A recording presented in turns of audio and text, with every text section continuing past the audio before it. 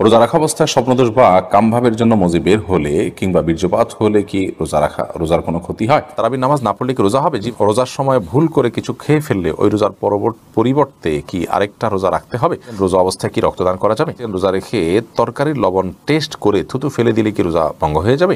সাহরির মূল ও উত্তম সময় কখন? আজানের কতক্ষণ আগে সাহারি খেয়ে শেষ করা উচিত? রোজার নিয়ত কখন থেকে করতে হবে? রমজান মাসে ওষুধের মাধ্যমে মাসিক বন্ধ রেখে কি রোজা রাখা যাবে?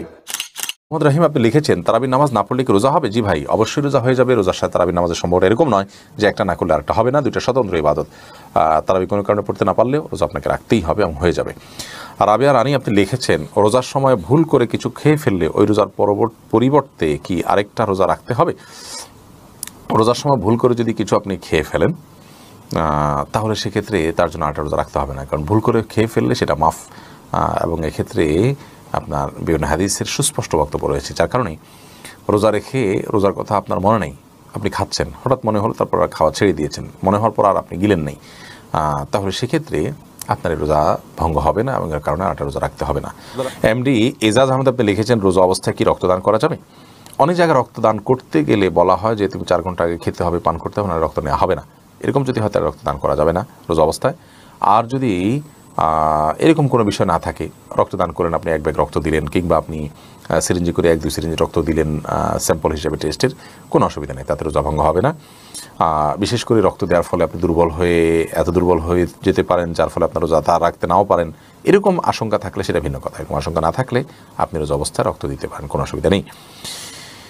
এর পরের প্রশ্ন হলো, সানজি ইসলাম শশী আপনি লিখেছেন, রোজা রেখে তরকারির লবণ টেস্ট করে থুতু ফেলে দিলে কি রোজা ভঙ্গ হয়ে যাবে? না বোন, এর কারণে রোজা ভঙ্গ হবে না। আপনি টেস্ট করার জন্য জিহ্বার আগায় 1-2 ফোঁটা আপনি ঝোল নিলেন, এরপর এটাকে থুতুর সাথে আপনি ফেলে দিলেন, পরিষ্কার করে ফেললেন, তাতে ইনশাআল্লাহ বিদিন আপনার রোজা ভঙ্গ হবে না। কিন্তু একান্ত প্রয়োজন না হলে এটা না করাটা ভালো। মাজেদ মুন্সি আপনি লিখেছেন, সাহরির মূল ও উত্তম সময় কখন? আজানের কতক্ষণ আগে সাহারি খেয়ে শেষ করা উচিত? দেখুন, সাহরির মূল এবং উত্তম সময় হলো রাতের শেষ প্রহর, রাতের 3 ভাগের শেষ ভাগ বলতে পারেন, এবং বিশেষ করে আজানের অন্তত 10-15 মিনিট আগে সাহারি খেয়ে শেষ করবেন। এটি হলো সবচেয়ে উত্তম সময় সাহারির জন্য। যদি আপনি তার একটু আগে খেয়ে ফেলেন তাতেও সাহারির যে সওয়াব সেটি আদায় হয়ে যাবে। সাহারির ক্ষেত্রে বেশ অনেকগুলো জিজ্ঞাসা আছে, একটা ভিডিও ক্লিপ আছে আমাদের, সেখানে আমরা সাহারি সম্পর্কিত কমন 10টি প্রশ্নের উত্তর দেওয়ার চেষ্টা করেছি। সেই ভিডিওটি দেখে নিলে আশা করি এই বিষয়ে সমস্ত জিজ্ঞাসাগুলো আপনার সমাধান পেয়ে যাবেন। তবে মৌলিকভাবে এটুকু বলে রাখি যে রাতে আপনি ঘুম থেকে ওঠার পর দুপুর রাত থেকে, অর্থাৎ মাঝরাত থেকে নিয়ে ভোর রাতে একটা ফজর আজান আগ পর্যন্ত, সবে সাদেকের আগ পর্যন্ত যে কোনো সময় আপনি খেলেই সেটা সাহারি হিসাবে বিবেচিত হবে, বিশেষ করে ভোর রাতের শেষ প্রহরে 1/3 ভিতরে শেষ অংশে। আর একেবারে শেষের দিকে খাওয়াটা হলো উত্তম সওয়াবের কাজ, সুন্নাহ, বিশেষভাবে ফজিলতপূর্ণ। তবে একেবারে শেষের দিকের মানে এই নয় যে আজান হচ্ছে ভাব ঠিক সেই মুহূর্তে আপনি খেলেন, অর্থাৎ সবে সাদেকের ঠিক সঙ্গে সঙ্গে বা ওই টাইমের কাছাকাছি সময়ে আপনি খেলেন, এটি কিন্তু উত্তম নয়। বরং নবী করিম সাল্লাল্লাহু আলাইহি ওয়াসাল্লাম সাহরি খেয়ে শেষ করার পর সম্ভবত 103 আয়াত তেলাওয়াত করার মতো সময় তার হাতে থাকতো, বিধায় সে বিষয়টি আমাদের মাথায় থাকা উচিত। এরপরে প্রশ্ন করেছেন শাহেদ আলী, আপনি লিখেছেন, রোজা রাখা অবস্থায় স্বপ্নদোষ বা কামভাবের জন্য মজি বের হলে কিংবা বীর্যপাত হলে কি রোজার কোনো ক্ষতি হয়? রোজার মধ্যে কামভাবের কারণে যদি কারোর মজি বের হয়, যেটাকে আঠালো কিছুটা আঠালো পানির মতো যে পদার্থ সেটা যদি বের হয়, তাহলে সেক্ষেত্রে তার ফলশ্রুতিতে রোজা ভঙ্গ হবে না।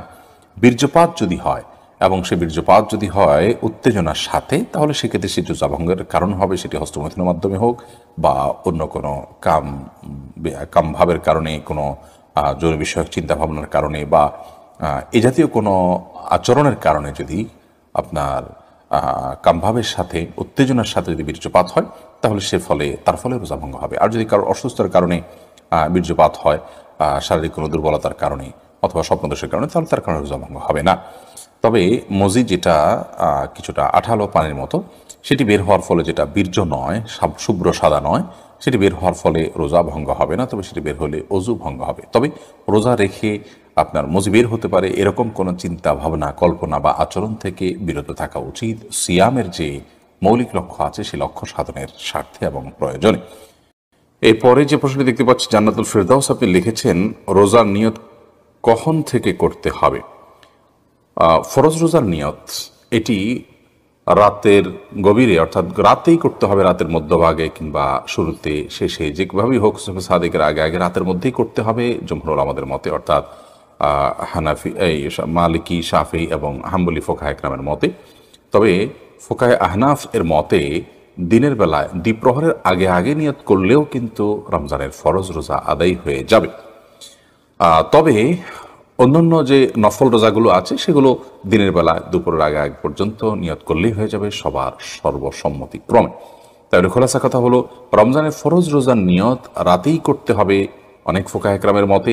তবে হানাফি ফোকাহে একরামের মতে ইমাম আবু হানিফা রাহিমাহুল্লাহর মাযহাব অনুপাতে, তার থট অনুযায়ী দিনের দুপুরের আগ পর্যন্ত যদি এই সময়ের মধ্যেও নিয়ত করে ফেলে কেউ, তাতেও তার রমজানের ফরজ রোজা আদায় হয়ে যাবে। তবে শর্ত হলো এর মধ্যে পান বা আহার বা রোজা ভঙ্গকারী কোনো কিছু না করে থাকতে হবে। মাইশা ইসলাম, আপনি লিখেছেন রমজান মাসে ওষুধের মাধ্যমে মাসিক বন্ধ রেখে কি রোজা রাখা যাবে? এটা অনেক বোনের জিজ্ঞাসা। রমজান মাসে মাসিক বন্ধ করার জন্য ঔষধ সেবন করে যদি কেউ রোজা রাখেন তাহলে সেক্ষেত্রে সেটি তার জন্য জায়েজ হবে। শর্ত হলো সে ওষুধের মাধ্যমে কোনো বড় ধরনের শারীরিক ক্ষতির মুখোমুখি হওয়া বা কোনো প্রকার সাইড এফেক্টের আশঙ্কা না থাকতে হবে। যদি ওষুধ সেবন করার মাধ্যমে বড় কোনো ক্ষতি না হয় তাহলে সেক্ষেত্রে এটি গ্রহণ করে আপনি মাসিক বন্ধ রেখে সিয়াম পালন করতে পারবেন, কোনো অসুবিধা নেই। যদিও উত্তম হয় স্বাভাবিক অবস্থার উপরে ছেড়ে দেয়া, কারণ আল্লাহ রাব্বুল আলামিন যে অবস্থা রেখেছেন সে অবস্থার উপরে থাকতে পারলে বেটার। তবে হ্যাঁ, অনেকে আছে রমজানের পরে রোজাগুলো রাখাটা তাদের জন্য চ্যালেঞ্জিং হয়ে যায়, কঠিন হয়ে যায়, তাহলে সেক্ষেত্রে তারা ওষুধ সেবন করে এই রোজাগুলো রাখতে পারবেন, রমজান রোজাগুলো রাখতে পারবেন, কোনো অসুবিধা নেই। সত্য হলো সাইড এফেক্ট এর মাধ্যমে বড় কোনো ক্ষতির মুখোমুখি হওয়ার আশঙ্কা না থাকতে হবে। কারণ মানুষ নিজেকে ক্ষতির মধ্যে ফেলে দিবে এরকম কোনো কাজ ইবাদত করার জন্য করার নির্দেশনা ইসলাম আমাদেরকে দেয় না। আল্লাহ রাব্বুল আলামিন মাসিকের কারণে আপনাকে রোজা রাখার তৌফিক দেননি, কিন্তু আপনার মধ্যে আক্ষেপ আছে, আপনার মধ্যে আগ্রহ আছে যে আহা আমি যদি মাসিক না হতো তাহলে রোজা রাখতাম।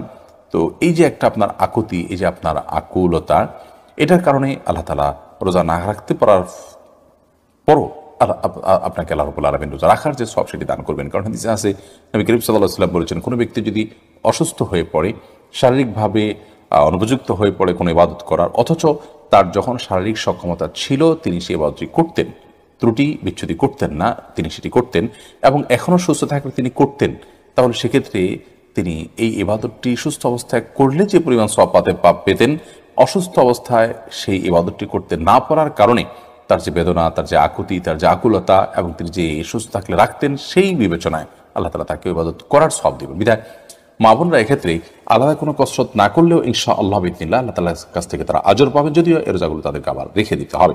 অতএব ওষুধ সেবন করে মাসিক বন্ধ রেখে রোজা রাখতে পারবেন, ওই শর্ত সাপেক্ষে যে সাইড এফেক্ট থাকবে না।